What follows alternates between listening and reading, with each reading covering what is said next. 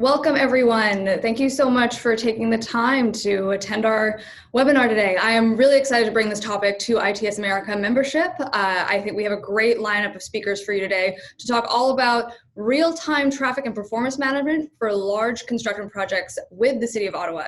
So we'll have a real-world case study of how we've applied some of this new and exciting technology to solve a real big problem that I think is throughout the entire world, which is how do we grapple with the impacts of long-range construction projects and their effects on the day-to-day commute and livelihoods of people in and around the community.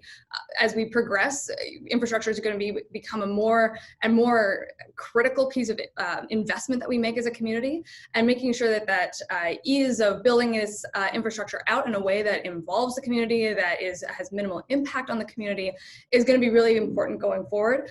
Thank you, Rachel, for taking the moment to kind of walk through some of those housekeeping things. We will be reserving a good 15 minutes at the end for questions. At least that's what we plan to do. So feel free to raise your questions in the chat modal or in the Q&A modal. Throughout, we'll be keeping tabs and make sure that we get to all of them at the end. Before I take the liberty of introducing our moderator for the day, I wanted to just quickly introduce myself. My name is Leah Hanvey. I am Head of Business Development for UrbanLogiq, and we're really excited that, again, that we're here today to talk about this really great project.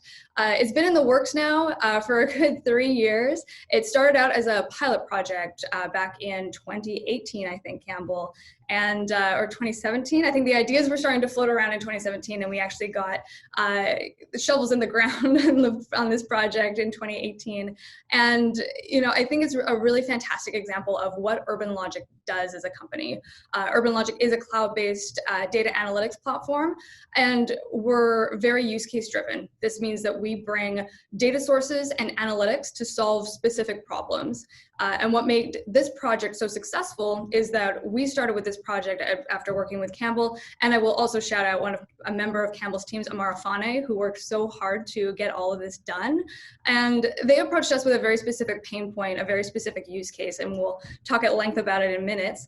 And we were able to it gave us the opportunity to apply really exciting technology to this new and unconventional idea. The availability and the applicability of technology was around at the time, and the City of Ottawa had the leadership to make it happen.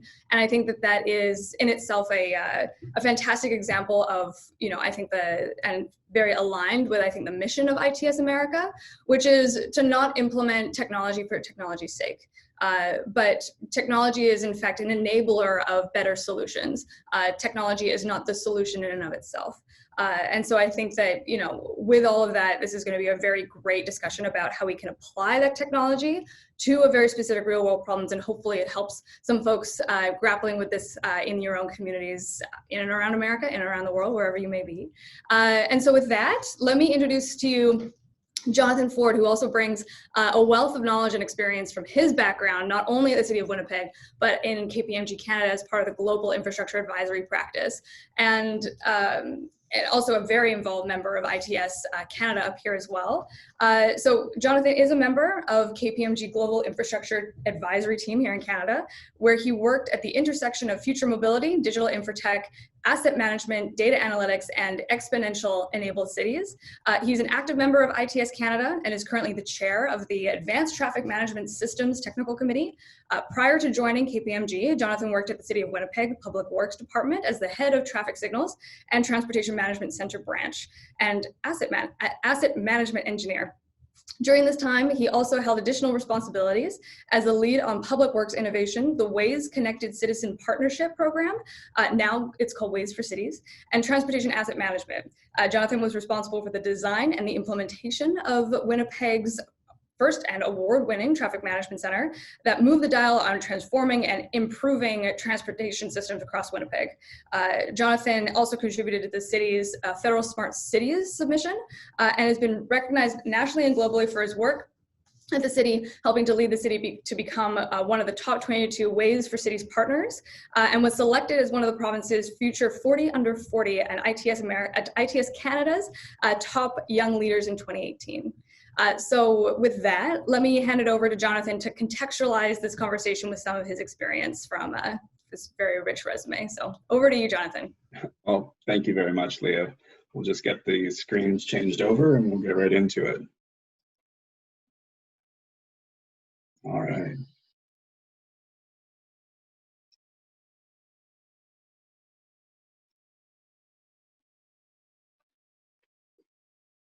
All right, wow. You know, what incredible times we're living in, you know, where increasingly we have this opportunity to know what we have, the condition and performance unlike at any other time in history. And along with this, we're on the verge of having ubiquitous lane by lane insights from roadway sensors, from connected autonomous vehicles, and more. You know, whether we look at, you know, the Dove nano satellites, you know, in suborbit, looking down on us, or the proliferation of cameras increasingly available, it's hard to find a place that we cannot see in real time. And so what does this mean? It means we now have an availability to act like never before, to move from reactive to proactive, to ask questions and derive answers that were not possible, you know, a short period of time ago. And to begin to address that larger end-to-end opportunity beyond just the traditional traffic of our recent ITS past. And sure, you know, COVID has now only further heightened the opportunity and the need to leverage these possibilities further. But it was not always so. And for many of us, the challenge can seem quite daunting even now. So I picked off this graphic off of social media. So, you know, it's got to be like 100% accurate. But, you know, even if it isn't, you know, it helps to illustrate what things look like if we went back 40 years ago, or even, you know, 30 years ago, where advanced connectivity at that time was likely limited to sending an electrical pulse down, you know, some copper interconnects with our traffic signals. I'm sure some of you are probably hearing, you know, the connectivity of internet happening when you look at this. But if we take a, you know, a step back and look when I started with the city of Winnipeg, now over 10 years ago, at that time, we didn't know what we had, we didn't know where it was, what condition, and even though we couldn't quantify our performance, we did know how well we were doing because the media and even friends will let you know. So check mark on that. You know, it's always fun being the guy at dinner parties, right? You know, hey, where do you work? Oh, I work with signals. Oh, traffic signals. Oh, so then you know about X, Y, Z, right? And you have a nice long conversation. So, you know, what did we do? We figured out what we had. We digitized malfunction reporting and started to drive data-driven insights that led to, you know, a 60% reduction in our traffic signal malfunctions. But what did we have at the intersection? Well, we started to digitize this, including, you know, taking, you know, hand-drafted drawings to, you know, real-world, real model space representations of all of our underground. Then we started to leverage that connectivity, that 1 centimeter cellular connectivity, to keep track of all that other information. We started to gather detailed underground and above ground locations. You know, that supported, you know, all the construction activities, you know, the BRT, other major construction activities, as well as improving our turnaround on construction drawings to improve our replacement and construction activities ourselves. But what do we have above ground? Well, we created our own signals inventory and condition tracking system to keep track of every above ground traffic signal component, including individual LEDs, what direction it was accommodating, wattage, power consumption, while integrating that into our employees' day-to-day activities to know who did what and when. And this helped to automate, you know, self-reported power billings, dramatically improve our maintenance and replacement capability, while overall supporting a threefold increase in capital project delivery with the same staffing levels. In order to get anything done on our roadways, it used us, so we had to be very effective, and this helped to do so. But really, what about that performance of traffic? You know, also being able to create that 3D model is helpful.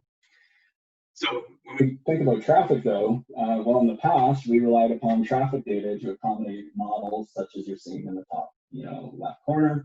You know, where we rely on manual turning movement counts, where, you know, you have those people sitting in the booth for maybe 8-hour periods for 2 days, and we'd use, you know, 6 to 8 year old data from that to inform our traffic timing changes, you know, that garbage in, garbage out. But in 2015, you know, the city provided us our largest operating increase in capital funding to build Winnipeg's first transportation management center, which built off this foundational information, what we had, the construction capability to deliver this, you know, in record time in 18 months. So we leveraged 100% cellular connectivity and connected all of our signals in 6 months. enabling us to understand what was happening, but also to make remote timing changes from anywhere in the world. We connected 160 pan-tilt zoom cameras, and that provided 60% coverage of our regional road network, as you can see in the blue here, where we could zoom upwards of 2 to 3 kilometers or 1 to 2 miles in multiple directions to verify lane by lane insights. Saving upwards of 2 hours for every incident of work that someone is able to verify using the camera instead of literally driving there. And because we had this capability to make timing changes, to know and see what was going on, one, we need to know where those incidents were, because we're not always looking at what's happening. And so that's where we created our own incident manager to keep track of all those incidents that affect traffic, from construction, 911, 311, intersection faults, power outages, acoustic sensor for train crossings with TrainFo to keep track of the train crossings we have in here, ways, and so much more to enable us to visualize, understand, and then act. And what did this do? This enables us to disrupt traditional traffic information, because we could provide it 30 to 40 minutes faster than traditional traffic media ever could. We disrupted that wild, wild west of unpermitted roadway construction and closures.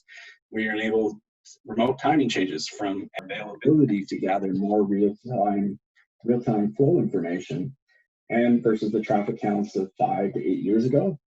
And now, there's increasing opportunities to leverage these new unconventional data sources to address questions regarding transportation and flow, but also increasingly as it reflects on the activity system and vice versa. And ultimately, that brings me back to the beginning, right?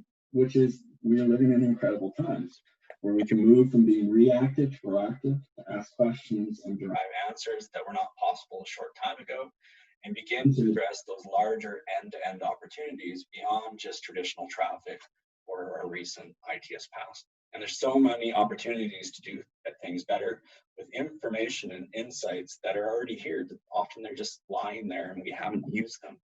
And so it's great for me to be here to introduce you to our next speakers from the city of Ottawa, who is one of our leading ITS jurisdictions in Canada, who will be, they have many of these same foundations in place as I have with Winnipeg, and how they're working with UrbanLogiq to grab some of these non-traditional data sources and tools to drive improvements in their city, all the while delivering, a major transportation capability and project with the LRT system. So just let me move my screen here, because I lost my notes there for 1 sec. So with that, I'd like to introduce Campbell Inwood. He's the program manager for traffic management associated with Ottawa's Stage 2 light rail transit project.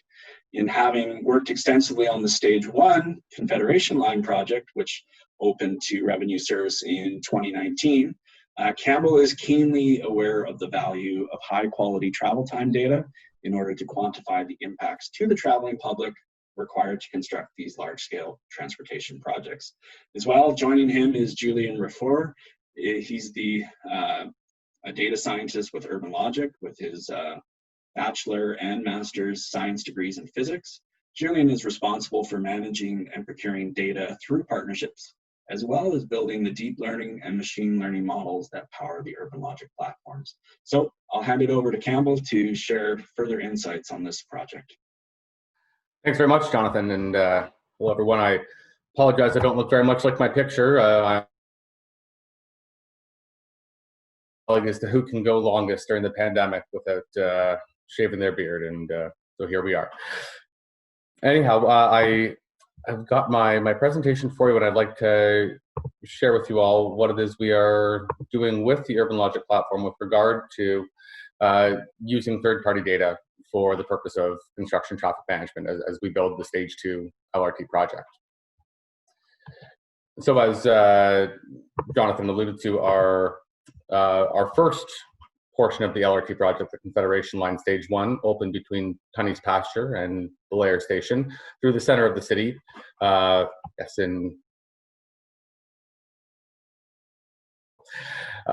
we got right on with it in terms of taking on 2 contracts to extend our Trillium line, the north-south line, southwards, both to the airport and to the southern suburb of Riverside South, and the Confederation line to the east and to the west to reach the far eastern suburb of Orleans in Ottawa, and to head towards the suburb of Canada in the west end of Ottawa. So this project comprises, I believe it's 44 kilometers of rail, over 26 new stations across the two lines. And so as you can imagine, it's got a considerable amount of impact on traffic as we try to get all of this built by 2024 for the eastern extension to open, 2022 to open to south, and then finally 2025 to complete the extension to the west. So in my role as the program manager for traffic and transit management, we've got a lot of need for travel time data to ensure we're doing the job we need to be doing with regard to keeping everything flowing as best as possible for the general public as well as for our transit system. And in order to cover the scope of the project I just showed you on the map, we need detailed and particularly far-reaching travel time data in order to measure our success and ensure that we're doing well for our stakeholders, be they political or internal, or working with our contractors as well. There's considerable construction on our municipal freeway, which is the Ottawa Road 174, which stretches out to the eastern end of the city, as the train is going to be running in the median of that highway. Sorry, my cat came to say hello. And the other main problem is that we have, we're putting the tracks for the LRT alignment on the alignment of our BRT system, which means that our buses need to be detoured while we are doing the heavy construction. This was a feature of the Stage 1 project as well. And so it takes an incredible amount of coordination and planning to ensure that these high volume bus detours go smoothly in order to reduce the additional transit operating costs, make sure that we keep our ridership at an acceptable level so that we've still got transit ridership when the train opens. And we, in addition to building the alignment, have construction, I guess it's 24 new stations and 5 platform extensions along that north-south line. So there's a lot of localized construction as well, as long as in addition to those further reaching impacts.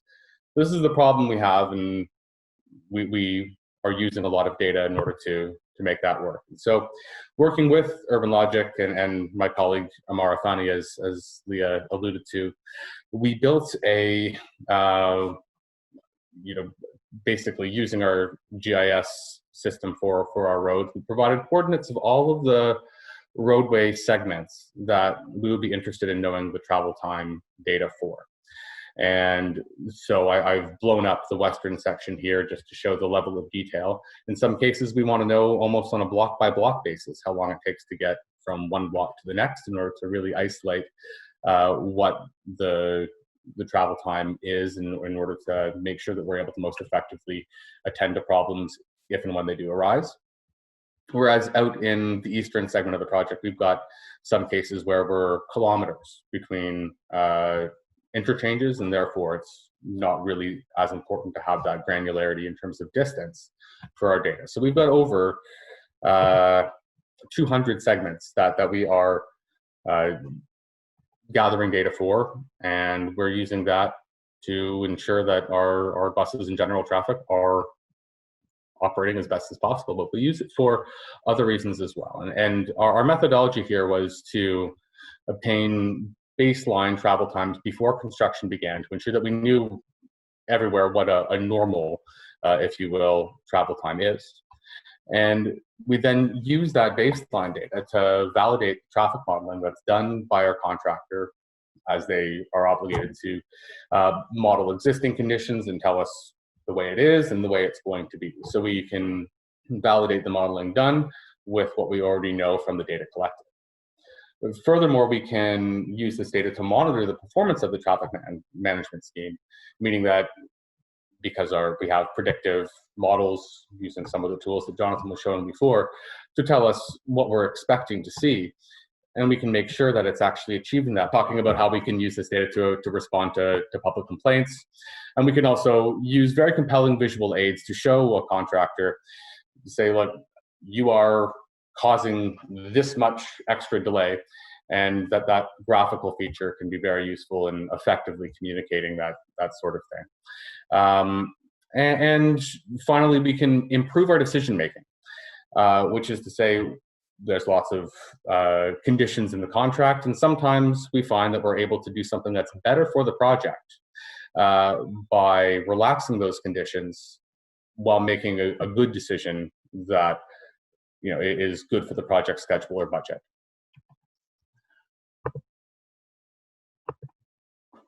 So then we come to the question of why we're using this type of data.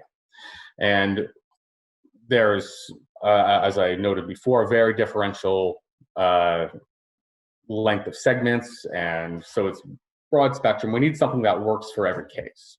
And this basically what we're doing, I think, as Julian will get into after I'm done talking, we're using GPS, anonymized GPS data from people's cell phones, and comparing that against the data points that we provided for Logic. So there's a ton of, where we have over 200 different data points that we're collecting from.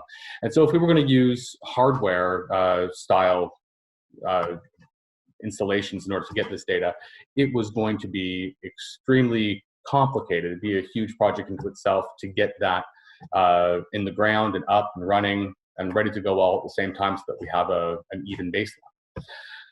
And furthermore, there's cost implications when you're looking at a project of limited duration, and you compare the business case against buying that much hardware outright versus just paying on an annuity basis for the data you're getting.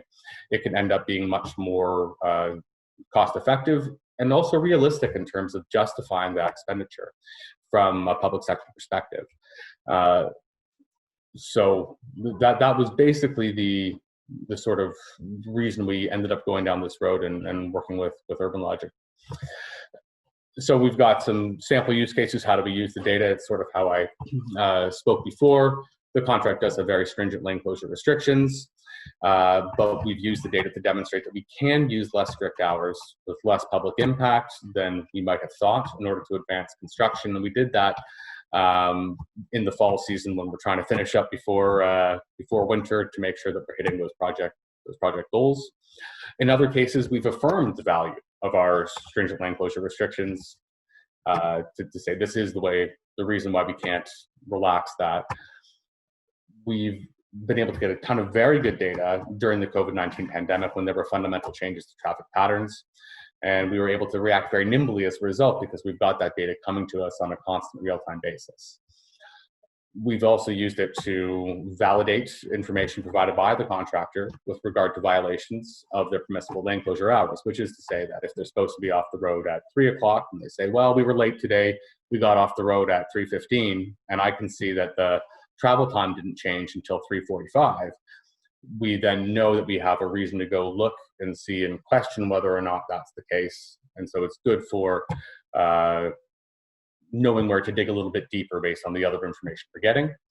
And finally, we can provide accurate and detailed information to senior management, to our politicians, and any other stakeholder who's interested in the project. So here's just a quick example of how we use this data, and I've got a couple more. But this is comparing one of our arterial roads, and we're looking at the eastbound direction where we currently only have one lane available. And normally we would have 2 lanes available. So I'm comparing November of 2020 to November of 2019. The blue line being with 1 lane available, that is impacted by the pandemic. The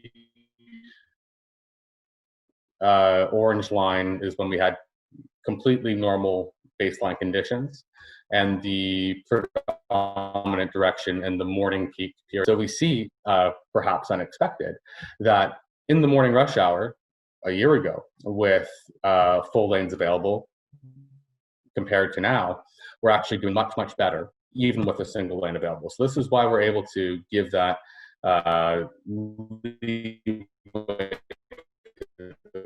contractor to speed up work.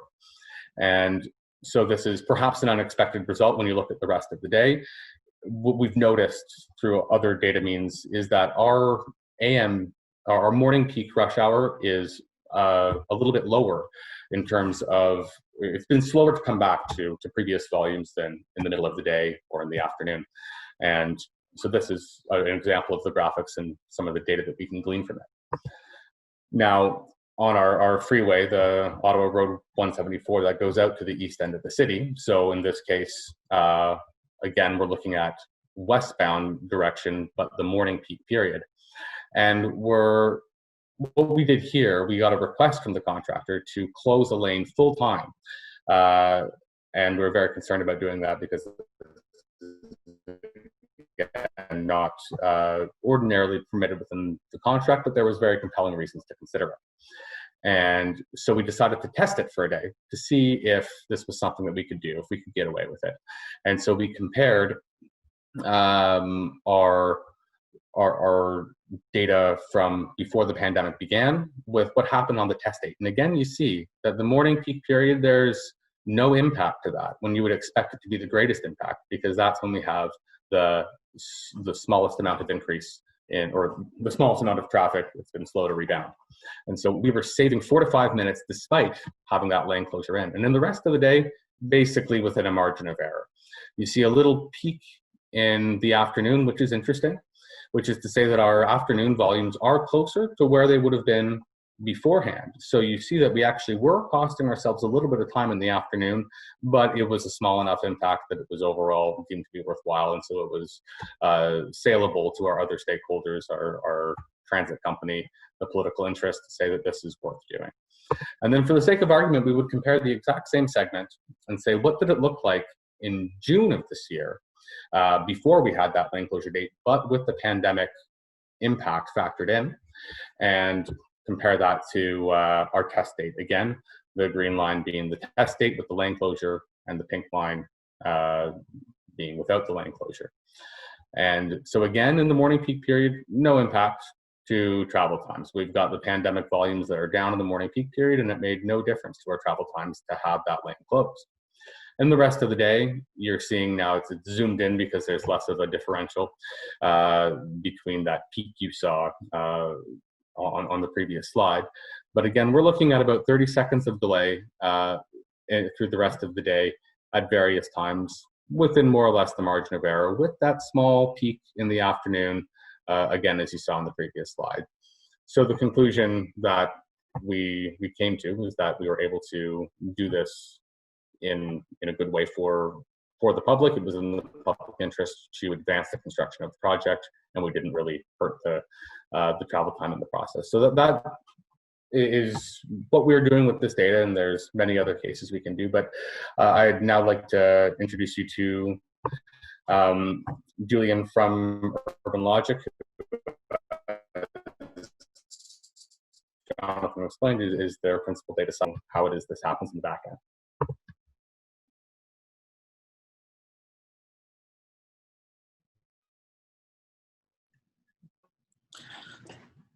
Thank you, Campbell, and Jonathan, for those introductions, as well as thank you everyone for having me on the part of UrbanLogiq as well.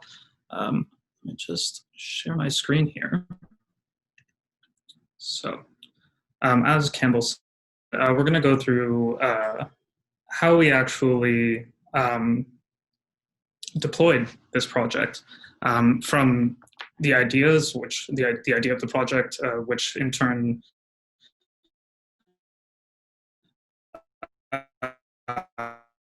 provided some on the data side as well as on the interaction side. How does the user interact with the data that we choose? So before we jump in, just a little bit about UrbanLogiq. We're founded in 2016. We have offices in Vancouver and New York. We're a graduate of 500 startups, which we've won a Smart City Award from the APA, and we're currently about 20 employees. And the three co-founders of UrbanLogiq, they all have some background in government service. And throughout that, from those experiences, what they realize is a lot of public servants don't really have the tools that they need to suit the use cases and the requirements that have been put on them. In general, either they're given generic tools that require an excessive amount of training and kind of a large amount of lead time before they can actually get to the results they're looking for, or that training is just not available, and they're left kind of trying to answer questions to a degree of accuracy that is just not possible within time, within budget, and any number of the restrictions that are put on them. That's more or less why UrbanLogiq was founded, was based on that realization. How can we build, in this case, software that provides those tools to civil servants so that they can better do their jobs? Hey, Julie, so UrbanLogiq. Before you continue going further, do you mind just turning off your video? Because every once in a while you're lagging, and that should probably help. So unfortunately, we won't see your face for a little bit, but we'll hear you clear. Sounds good. Perfect. Thank you. How's that? All right. Cool. So how does UrbanLogiq work? We're, first and foremost, we're a software company. So how do we go from the needs of someone like Campbell in the city of Ottawa? How do we approach that? And the first step in all of this, although it's a very small step, I think in this particular use case, is aggregating all of the data that's available and relevant to the use case. Here, I think that was really represented by accessing Ottawa's GIS segments and using those as the base layer. But we always try and go in and use all the data that's available from our clients. We work also, by the way, exclusively with government clients. And what we've realized through this process is, government is sitting on a wealth of fantastic data. It's just kind of locked up. So we're always aiming to unlock that and get a hold of it and really use it to its potential. Next, we automate workflows, and this is really where this use case this is one of the first steps is, given that data, how do we understand the workflows that are necessary and useful for our clients, and how do we build those so that they can generate insights quickly?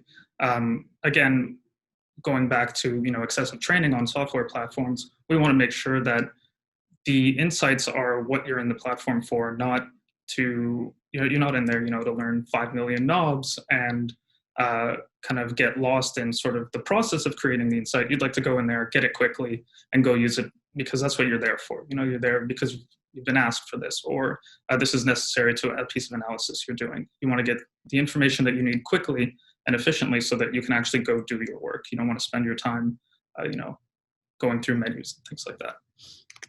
And then this is, I guess, the second half of why we're all here today, is adding unconventional data. So sometimes it is true that despite government having a fantastic wealth of data, there are gaps that are needed. And what we do is we go out and we'll find data that satisfies those gaps, that can fill them in, all while maintaining a conscious view of budget and anything like that. We kind of are reticent to use this. Sometimes we'll go as far as we can and push the envelope with base data. But if it becomes apparent that the data sets that have been available at this point are not satisfactory from the point of view of the use case, we'll go out and find it. And we have partnerships and knowledge of various, quite a large range now that I think about it, of different kinds of data. So connected vehicle data, location-based services, all the way to demographics, business lists, you name it, we kind of dabble in all of it. And finally, when all these three steps, and only when these three steps are done, do we start to look at analysis and prediction. We're always working towards the possibility of AI and making it so that you almost don't need to go in and access some insights through the platform. You can get it automatically delivered to you from through the use of AI, or like insights that were never really available either through just computation or lack of an appropriate model. We're always looking to bring AI on at the end, but that's really the last step for us. I think most of our clients have far more interest in, you know, these first 3 steps than they do in the last step. And only when these first 3 steps are done can the last step be trusted. You know, we need to have a good insight as to what data is available. We need to understand why this data is needed and how it's used. We need to understand the gaps, and only then can we actually start to get the power of machine learning or AI. Because we're trying to do all of this for a use case for a client at the end, and we don't just want to put it in for the sake of putting it in. And we're of course doing all of this under some pretty stringent internal controls. We're always double checking data preparation, quality of any of the data. We are GDPR and CCPA compliant, and we have 2 ISO certifications around privacy and security. So we're doing all of this in a framework that really maintains the strictest requirements for any of the data that we receive or purchase on behalf of the client. So with UrbanLogiq and that out of the way, let's jump into this use case. So we're going to go quickly through the use case definition. I think everyone has a good understanding of it, but I'll just give, from our point of view, what we saw. How did we come to the data source that was actually used? We did do a little bit of an evaluation process. Once we had chosen that data source, how did we go about collecting it?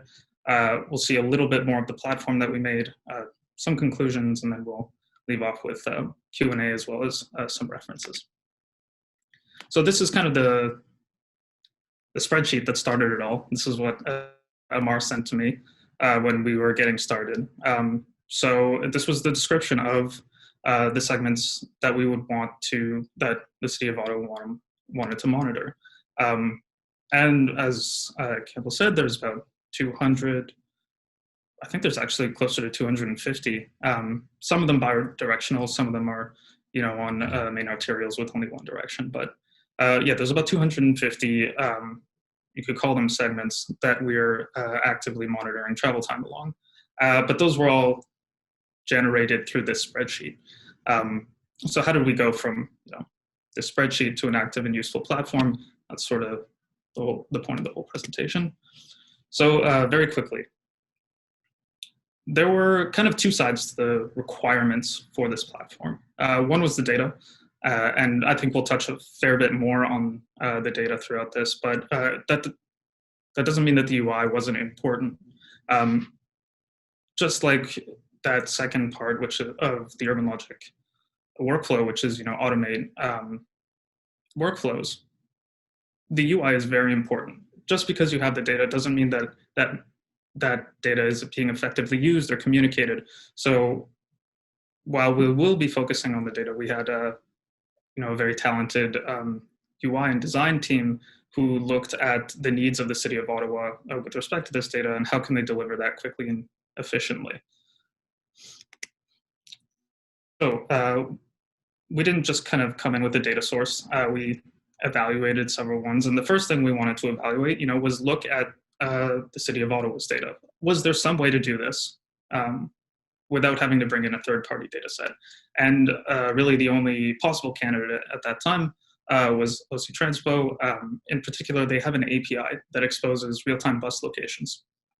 So it was maybe possible that we could evaluate and monitor the travel times along these segments, along these corridors, without really having to go to a third-party data source. Maybe the data was already available. And of course, the pros were it was free. It was a known source, so we knew it was buses, well as the providers on the right. It's a little bit more, I wouldn't say hidden, but they're not as explicit about exactly what their sources are. But there were a couple cons that ultimately resulted in us not going with the real-time bus locations. So first of all was reduced flexibility. You can only monitor travel times when and where there are buses. So for this, I think for this particular use case when we started, there's quite a bit of overlap between the areas of interest as well as the bus lanes, but that wasn't guaranteed to stay the same. So if we had chosen this data set and this method of actually doing this, we would have found potentially in the future that our flexibility was highly reduced. Also, it was unlikely to meet the real-time requirements. And this kind of pairs in with the API unable to handle the volume of required requests. So the API that they had created was really for, I don't know if any of you have opened up a transit app and you wanted to see when the bus was coming in the next 5 minutes. It was really catered to that use case. We would have been hammering this API kind of day in, day out, all the time to be able to get the locations of all the buses to be able to evaluate the travel times along those corridors. And I think, well, we actually spoke to them. They were of the opinion that their API couldn't handle it, and it was just not feasible. So unfortunately, a few things fell through. I think in the future, it's something that we could look at again. It would be a fantastic way of looking at how we can monitor travel time along these corridors without having to resort to a third-party data source. But unfortunately, in this case, we had to. So we picked two providers on the third-party side of things, which is on the right, Here and Mapbox. I wouldn't be surprised if quite a few people have heard of Here. They're sort of well-known in this space. Mapbox, probably a little bit less so, especially at the time of when we were getting this project up and going. They're a relatively new provider, but they sort of provide the same thing, travel time and speed data. They use location data. Here is a bit of an older provider, and they also happen to have quite a bit more research done on how valid is Here, where is it valid. So we could call them a validated provider of this kind of data for this use case. And they also have different data sources. They leverage things like connected vehicles as well, but also they have phones, things like that. They have a kind of a wider base of data sources. Mapbox, on the other hand, really just focuses on apps and cell phones. But they both kind of provide the same idea, out-of-the-box solution. You can go and get travel times where you want, when you want. However, they cost money. And since, in particular, Mapbox's case, there's some concerns as to whether or not it was reflective of ground source truth. So let's just go through them in a little bit more depth. They both expose an API. They both handle real time. Here allowed you to query historically if you wanted. Mapbox, you had to access in a slightly different method if you needed to, but both were historical. Here actually offered at the time not directly travel time. They offered speeds. And when we spoke to the provider directly, they said you should go through the speed API and then convert that into travel time, whereas Mapbox offered direct travel times. The update frequency was quite a bit different. So 1 minute versus 5 minutes as kind of the highest refresh rate that you can get. And the source, and this is what I was talking about earlier, Here really has kind of a slew of sources that they integrate into their data, into their calculations to provide speed measurements, while as Mapbox is really focused on iOS and Android apps, quite a few of them, but it really is just a singular data source. They both quoted about plus minus 10% accuracy. Of course, that's a single number to describe quite a wide range of potential cases. We'll take them for face value, but they were both quoting roughly the same accuracy. So really, the differentiator here was the price. As you can see, Here is vastly more expensive than Mapbox. And Mapbox was actually quite a bit more flexible. In terms of their pricing schema, you didn't need to lock yourself into a yearly license. You could just pay as you went. Whereas Here was quite a bit more rigid. You had to pay up front, and some difficulties relating to actually being able to test something out and change if you need to.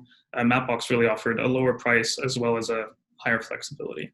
So I think everything was pointing toward Mapbox, but the biggest question we had was, this is such a new provider, can we actually trust them? Here is a bit older, they've got a larger set of data sources, and there have been some studies to validate Here's speed measurements. Mapbox didn't really have anything, so the best thing is to compare them, which is what we did. So Here had validation studies, two of which you'll see as references at the end of this presentation. And both those studies more or less show that here was valid for the use case we were looking at. Mapbox had none of that. So we asked ourselves, okay, is Mapbox consistent with here? You know, if Mapbox hasn't been validated, but here has, can we validate Mapbox using here? So there are two questions here. First of all, are the trends consistent, right? When travel time goes up in here, does it also go up in Mapbox? Because we're not just looking at whether or not they have the same travel times, we also want to make sure that they follow the same trends, because the trends are almost just as important as the values themselves. So we took a quick correlation, and we saw roughly a mean correlation of 0.6, which is pretty reasonable. And then we also saw a mean percent difference of about 33%.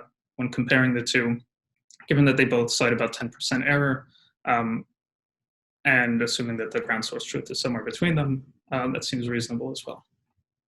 So Mapbox, essentially, we managed to validate Mapbox off of here and said that, you know, everything was pointing towards Mapbox.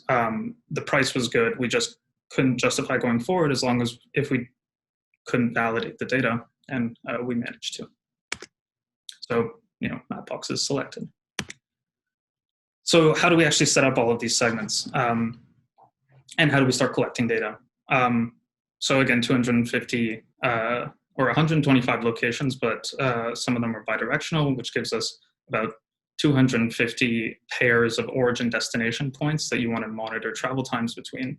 And this is where Amar worked very hard with me to get this data, to get these segments in. So we were going back and forth on Google Maps, you know, kind of drawing out intersections and drawing out over off-ramps and on-ramps to make sure that we actually had that. The segments nailed down.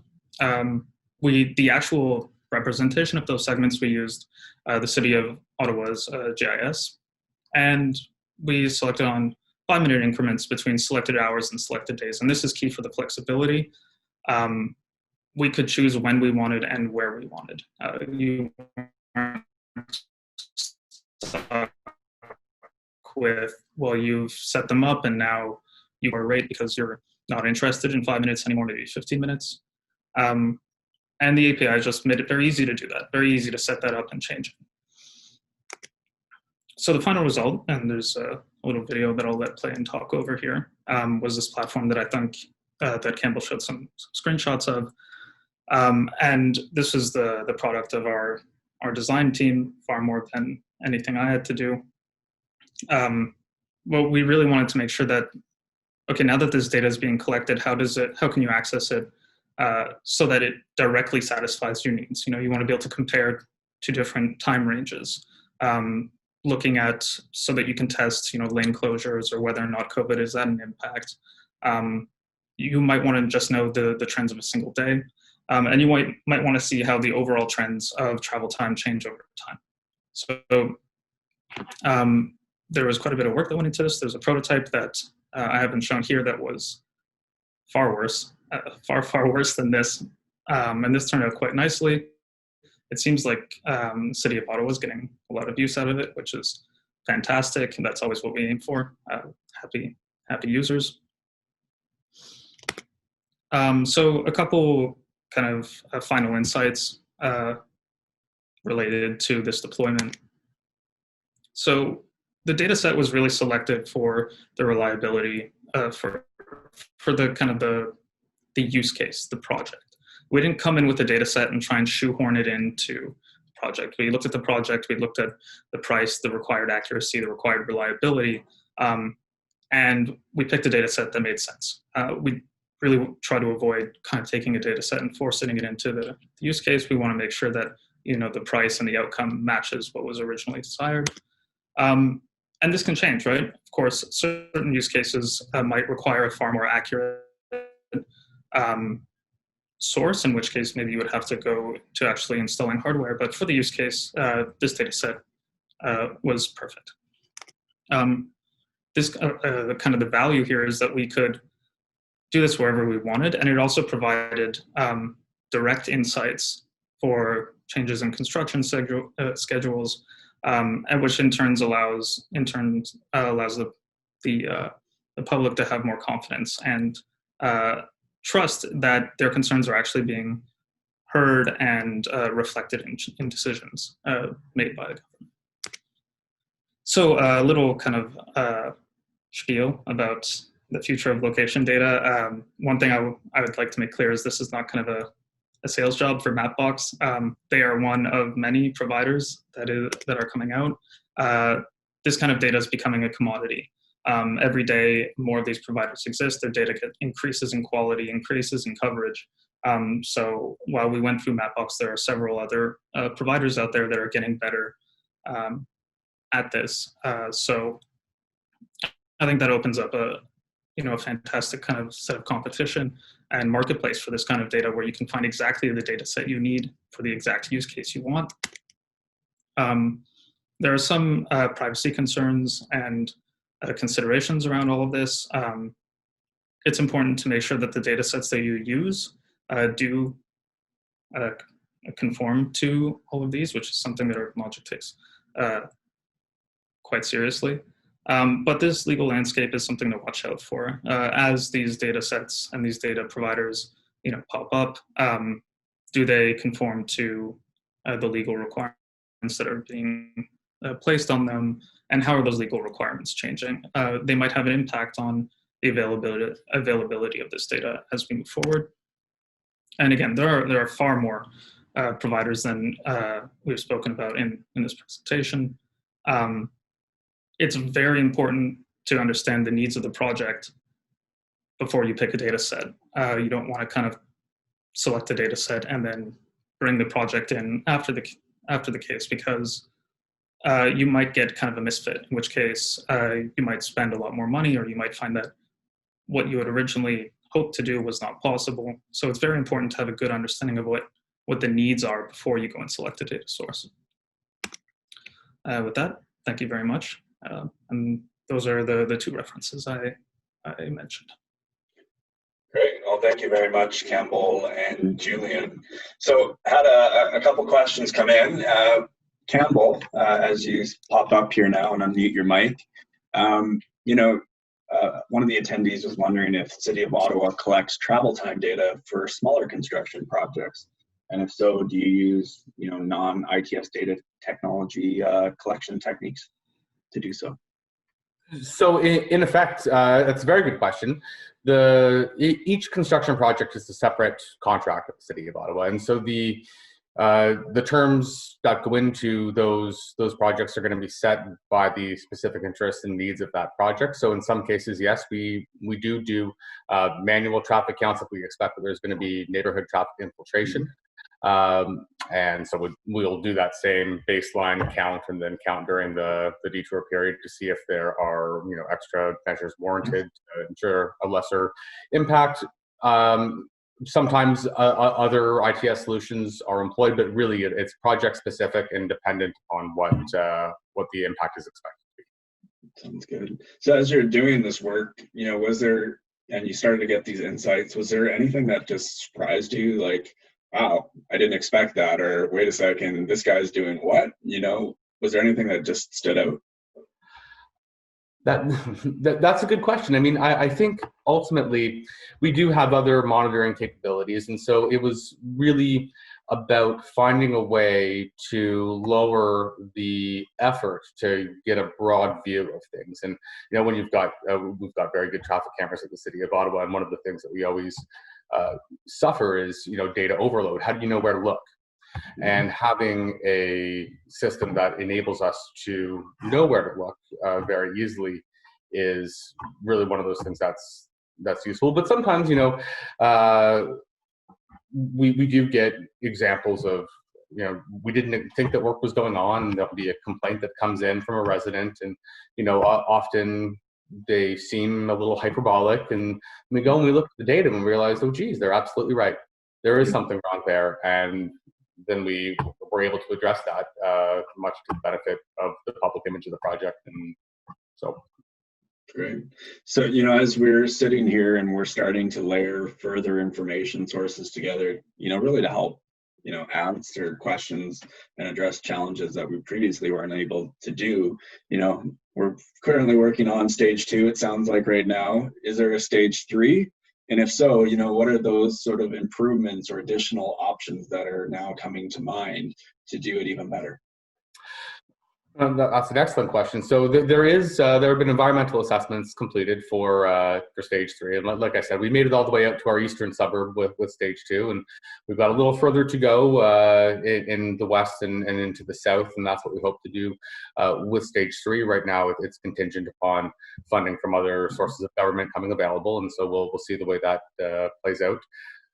But what would we do perhaps differently, or what do we hope to be able to do? There is one of the things that we had sort of thought about but weren't quite able to get going for the Stage 2 project was to have cameras at construction sites. And instead of having it be a pan-tilt zoom camera, having there be fixed cameras that are looking all 4 directions. And again, we didn't want to go fisheye because it's a distorted view, but something that you could set, 4 or 5, whatever have you, fixed views and constantly get that data streaming to you, is such that you're able to, it's valuable to a contractor for site security, making sure that their subcontractors doing what they're supposed to be doing, et cetera, but also valuable to us because we're able to see at those station-specific sites all things at the same time and address problems that arise. So that's something that I hope we'll be able to do, and it really is dependent upon cost of hardware coming down, and maybe with 5G coming online, we'll have fewer internet issues. But so that's one thing that springs to mind. But otherwise, I think really just leveraging the layering of data that we can get. Rather than just using travel time, hopefully we can integrate it in some of the ways that you were mentioning in your presentation, and see what insights we can get from that. Well, fantastic. Obviously, as we get all those insights, that's where the AI and machine learning eventually comes to tell us, what is important, what is different, so that we can start to take a look and better react. So, no, great to hear the good work that's going on in Ottawa, supporting that improved mobility. And, thanks, UrbanLogiq, for helping share that story with you and your ongoing success there. So, Leah, maybe I'll pass it over to you just because we're kind of ending up at the end of the time there. Sure. Thank you. Thank you, Campbell. Thank you, Jonathan. Thank you, Julian. They were very insightful presentations. I hope the crowd enjoyed it. Again, feel free to reach out to any of us, and we would be more than happy to connect you to get more information about this specific project or others that we're working on. Rachel, is there anything you kind of wanted to add to wrap it up? No, I'd like to thank UrbanLogiq today and our speakers for everything. We appreciate our members joining in and tuning in. Please know that if you joined late, the recording will be on the website later this week. So thank you all. Hope you all have a really great day and happy holidays. Take care. Thank you. Thank you. Bye-bye.